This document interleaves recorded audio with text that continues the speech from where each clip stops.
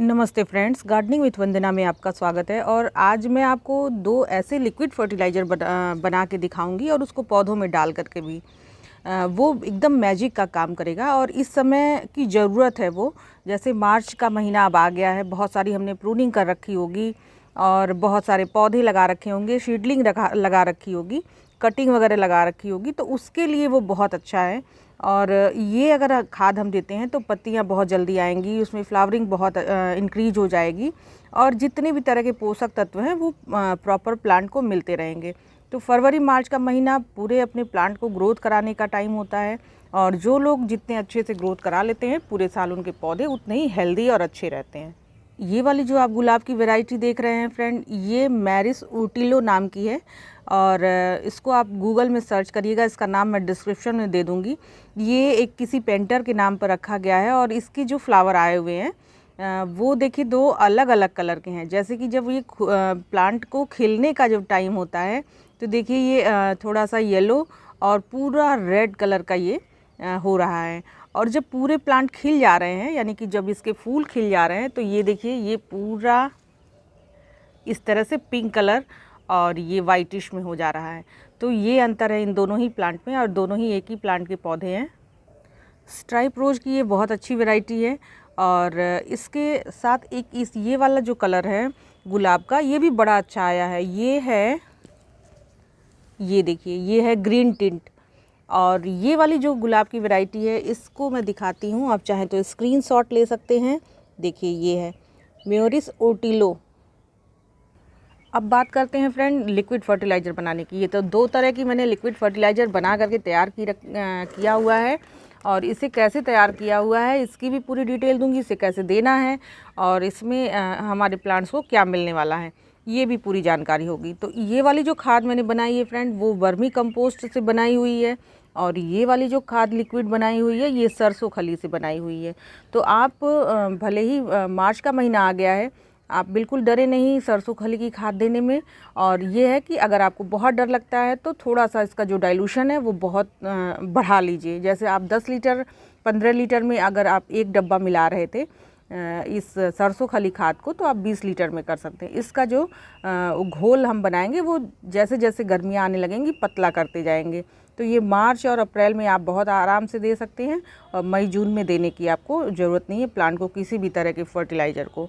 तो इसको जो बनाना कैसे है, तो इसमें जो मैंने सरसों खली ली है वो 250 ग्राम के करीब में है और पूरी एक मुट्ठी मैं इसमें नीम खली भी मिलाती हूँ। ये वाली जो खाद है ये पूरी तरह से ऑर्गेनिक है और आप अपने प्लांट्स में हर तरह के जो वेजिटेबल वाले प्लांट हैं उसमें भी दे सकते हैं, जो फूलों वाले प्लांट हैं उनमें फूलों वाले में भी दे सकते हैं। और ये वाला जो लिक्विड फर्टिलाइज़र है ये इस समय जितनी भी प्रूनिंग हमने की हुई है उसके लिए ये बहुत बेस्ट है। तो क्या होगा कि इसमें नाइट्रोजन की मात्रा ज़्यादा है तो लीफ भी बहुत अच्छे से आएंगी और इसमें नाइट्रोजन फॉस्फोरस और पोटेशियम सब दोनों ही लिक्विड में है। तो इन दोनों को ही हम दे सकते हैं, कभी ये दे दिया कभी ये दे दिया। तो इस तरह से ही हमें देना है और देना कैसे है वो भी दिखाऊंगी। अब पहले ये वर्मी कंपोस्ट वाली खाद को बनाने का तरीका देख लेते हैं। तो ये देखिए ये इस तरह से वर्मी कंपोस्ट आपको बाज़ार में मिल जाएगी। ये 20 से 25 रुपए केजी के करीब में मिलती है और ज़्यादा महंगी नहीं है। इसे आप ले लेते हैं, एक बार बना लेते हैं। देखिए केचुए की खाद है, देखिए इसमें एक आध केचुए भी दिख भी रहे हैं। तो ये वाली खाद हमें लेनी है और इसके साथ ही साथ मैंने ये लिया हुआ है नीम खली। नीम खली की एक मुट्ठी ही काफ़ी है, इतना आपको लेने की ज़रूरत नहीं है, केवल एक मुट्ठी आप ले लेंगे। और इन दोनों को ही मैंने इसमें भिगा दिया हुआ है। तो इसमें थोड़ी सी ये जो वर्मी कंपोस्ट है ये लगभग 250 ग्राम के करीब में है, लेकिन मैंने इसमें 500 ग्राम के करीब में मिलाया हुआ है क्योंकि मेरे पास प्लांट अधिक हैं तो मुझे खाद भी ज़्यादा बनानी पड़ती है।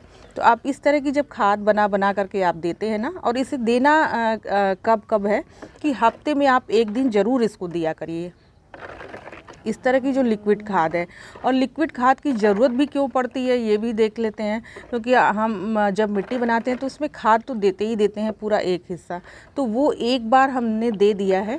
और जब भी आप गमला भरते हैं तो पूरा ऊपर तक भरते हैं।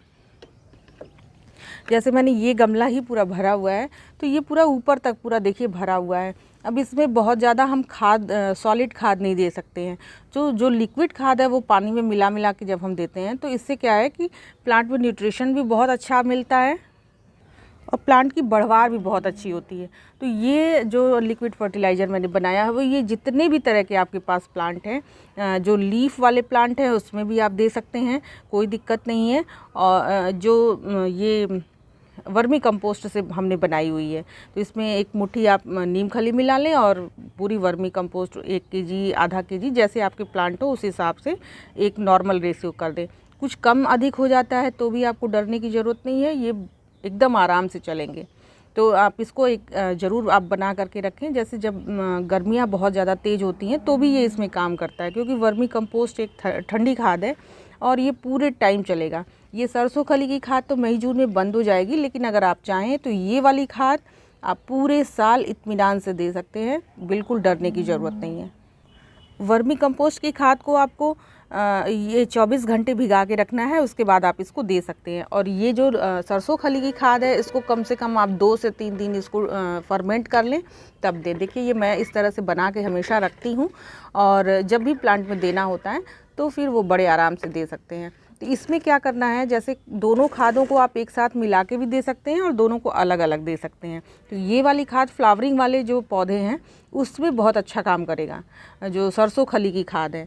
और ये जो लिक्विड खाद है ये फूलों वाले पौधों में भी काम करेगा, और जो आपके लीफी मतलब जिसमें पत्तियां हैं, लीफी वेजिटेबल्स में भी बहुत अच्छा काम करता है। और जो आपके इंडोर प्लांट्स हैं उसमें भी आप इसको दे सकते हैं। अब इसको किस में नहीं देना है ये भी देखते हैं। ये जो सरसों खली की खाद है इसको आप अडेनियम में नहीं दें, आप इसको जितने भी इंडोर प्लांट्स हैं उसमें मत दीजिएगा, ये वाली जो खाद है।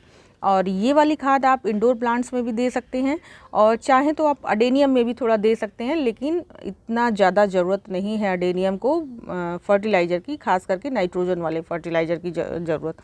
तो आप अगर प्रूनिंग करते हैं उसके बाद एक आध बार आप चाहें तो दे सकते हैं, वरना नहीं देंगे तो भी इसमें काम चलेगा, क्योंकि बहुत ज़्यादा नाइट्रोजन वाली खाद उसको पसंद नहीं है। उससे क्या है कि खूब ढेर सारे पत्ते आ जाते हैं, फिर उसके बाद फ्लावरिंग इंक्रीज ही नहीं होती है। ये जो दोनों फर्टिलाइज़र है बहुत बेहतरीन है फ्रेंड, और इसको जो देने का तरीका है तो ये देखिए 10 लीटर मैंने पानी लिया हुआ है। तो आप ये वर्मी कंपोस्ट वाली जो खाद है उसको मैं 1 लीटर इसमें मिला लेती हूँ। ये देखिए ये 1 लीटर मैंने मिला लिया हुआ है, और केवल आप ये दे रहे हैं तो 2 लीटर आप मिला लें। ये देखिए इस तरह से केवल ये दे रहे हैं, तो ये 2 लीटर मैंने 2 डब्बा मिला लिया और 10 लीटर में।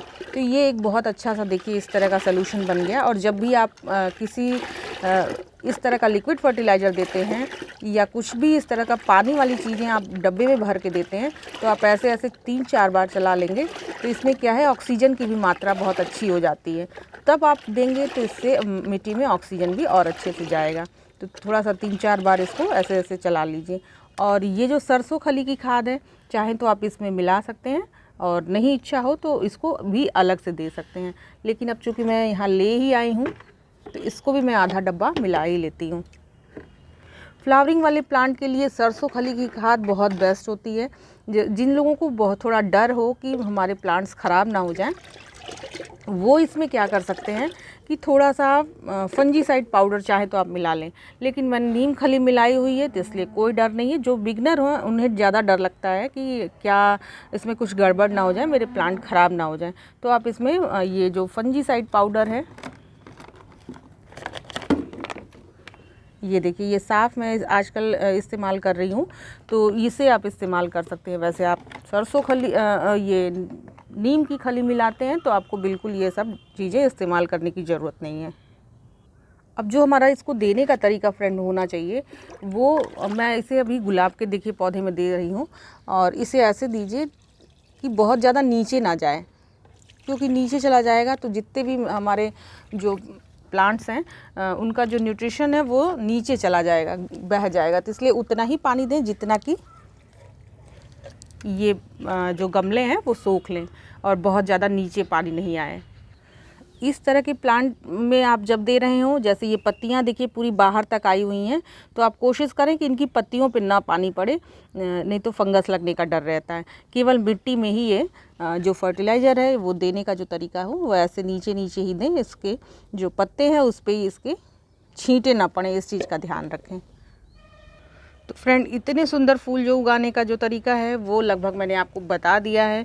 और ये लिक्विड फर्टिलाइज़र हफ्ते में आपको एक बार यूज़ करना है, और चाहे तो दोनों यूज़ कर सकते हैं या अल्टरनेट करके हफ्ते हफ्ते उसको यूज़ कर सकते हैं। तो फ्रेंड मेरी ये वीडियो आपको अच्छी लगी हो, इन्फॉर्मेटिव लगी हो, और ये मैजिकल फर्टिलाइज़र आपको अच्छा लगा हो तो इसे आप ज़रूर बनाइएगा। और मेरे चैनल में नए हो तो लाइक कीजिएगा और साथ में सब्सक्राइब भी कर लीजिएगा। नमस्ते फ्रेंड्स।